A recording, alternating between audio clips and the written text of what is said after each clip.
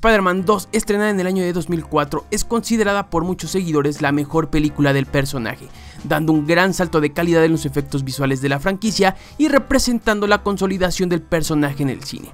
A más de 15 años de su estreno, sigue maravillando a los espectadores, retomando la esencia clásica de Peter Parker y todos aquellos elementos que le hicieron sobresalir en la década de los 70s, trayendo consigo quizá las mejores referencias a los cómics en una película del personaje.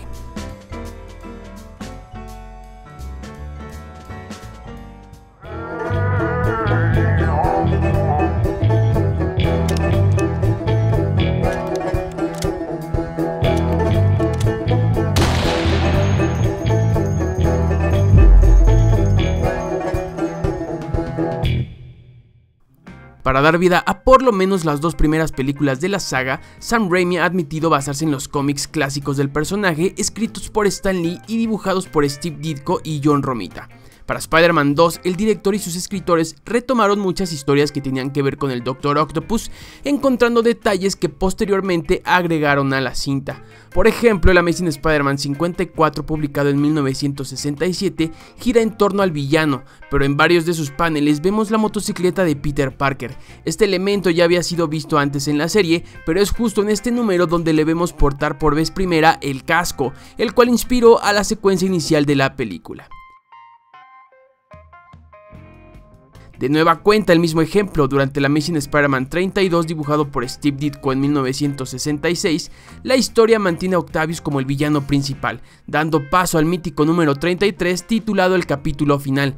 Pero si apreciamos a detalle la historia, nos encontraremos con otro pasaje de la película, Jonah despreciando las fotografías de Peter. En la película, Jonah despide a Peter por este hecho. Inmediatamente después lo vuelve a contratar cuando este le entrega nuevas fotos de Spidey, un elemento que ocurre durante el Amazing Spider-Man 51, firmado por John Romita en 1967. Un número antes, la historia Spider-Man No More era publicada, siendo la principal referencia de la película de Sam Raimi. En el cómic, el profesor Warren trata de hablar con Peter sobre sus calificaciones y cómo estas van empeorando, siendo reemplazado por el personaje de Kurt Connors en la película. Mientras la fiesta de cumpleaños se desarrolla, comenzamos a ver los primeros choques entre los personajes de Peter y Harry, debido a que este último piensa que Spidey fue el asesino de su padre, presionando a Peter para que le revele su identidad. En 1973, Amazing Spider-Man 127 jugaba con la misma premisa, desarrollándose poco después de la muerte de Norman a causa de su propio planeador, tal cual como ocurre en la película de 2002. Poco después, el ahora independiente joven Peter Parker descubre que May mantiene problemas económicos, un elemento que fue incluido desde el primer número de su serie regular en 1963, donde vemos a May empeñando sus joyas, acto que inspira la escena del banco en la película, haciendo que Peter se sienta realmente mal por no poder ayudarla como este desearía. La presión financiera, sus problemas con Mary Jane y el injusto trato de Jonah hacen que Peter comience a tener desconfianza de sí mismo, perdiendo sus poderes, una premisa que, según revela su director, fue inspirada en el Amazing Spider-Man 12 y en el número 87, dibujado por Steve Ditko y John Romita, donde Peter sufre la pérdida temporal de sus habilidades debido a un resfriado. El director cuenta que la historia le gustó tanto cuando era más joven que quiso adaptarla a su versión en el cine. Justo es el número 12 el que terminaría inspirando el enfrentamiento entre Octopus y Spidey que vimos en la película, con el secuestro de Betty Brant siendo reemplazada por Mary Jane. Hablando del villano, no solo se recurrió a los cómics de Amazing Spider-Man para darle forma, sino que también se tomó en cuenta la línea Ultimate, siendo el diseño del villano en este universo la verdadera fuente de inspiración para la versión del actor Alfred Molina.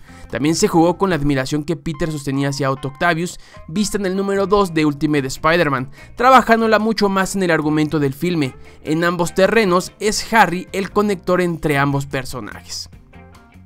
Una de las grandes críticas que algunos seguidores tienen respecto al villano es que mantiene pocas características del personaje en los cómics, sosteniendo una mayor humanidad que su contraparte original. Esto debido a que la película trata de abordar al personaje de Otto desde una perspectiva más realista, encaminándolo a tener una mayor conexión con Peter Parker. De ahí que se creara un personaje como el de su esposa, quien ciertamente no existe en los cómics, pero si volteamos a ver la historia del pulpo en este medio, nos encontraremos con Mary Alice, un primer interés amoroso amoroso de Otto antes de convertirse en el villano. El tercer número de la serie Spider-Man Unlimited de 1993 explora el pasado de Otto y cómo su madre terminó arruinando su relación con Alice, haciéndolo un ser amargado, muy parecido a lo que ocurre en la película. El origen del villano es una mezcla de los elementos clásicos vistos en su primera aparición en Amazing Spider-Man número 3, junto con la línea Ultimate, tomando muchos elementos de este universo como la secuencia del quirófano vista en el número 14 dibujado por Mark Bagley, que Sam Raimi diera su propio estilo en la película.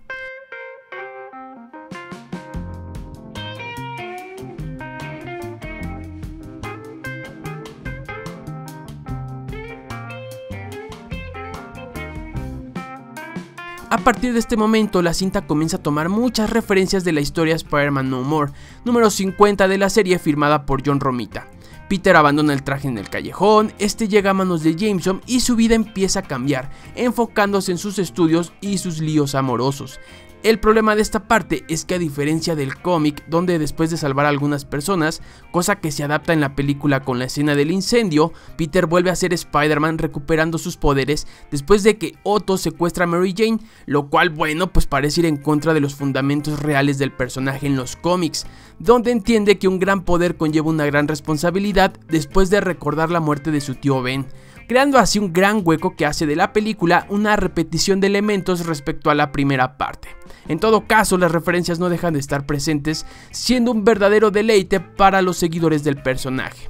Los enfrentamientos del barco y el tren están completamente inspirados en el número 79 de Spectacular Spider-Man, publicado en el año de 1983, calcando enteramente sus paneles en diversos pasajes de la película.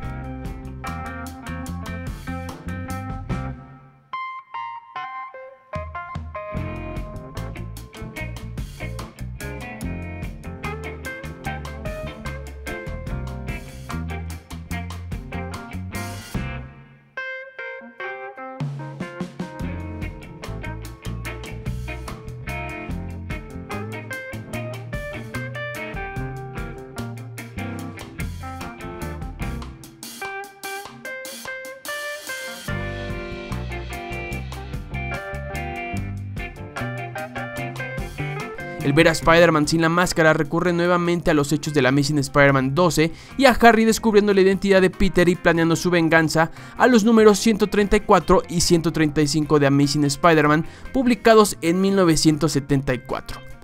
Como datos, si en realidad quieren saber de dónde salió la inspiración para montar la escena final entre Octopus y Spider-Man en el muelle, solo deben de leer Daredevil 165 firmado y dibujado por Frank Miller. En esta historia, el hombre sin miedo enfrenta a Octavius de una manera que les hará nunca volver a ver la película de la misma manera, pensando en cuernitos todo el tiempo.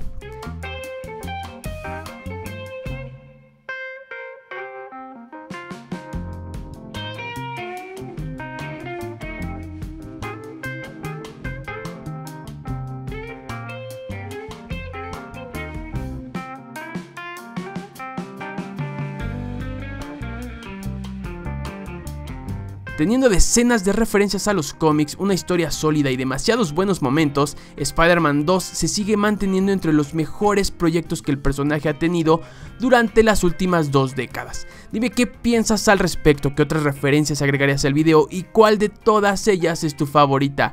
Házmelo saber todo en los comentarios. No olvides suscribirte al canal para saber más cosas sobre el personaje y sus películas, seguirme en mis redes sociales y compartir este video con todos tus amigos. Nos vemos, hasta la próxima.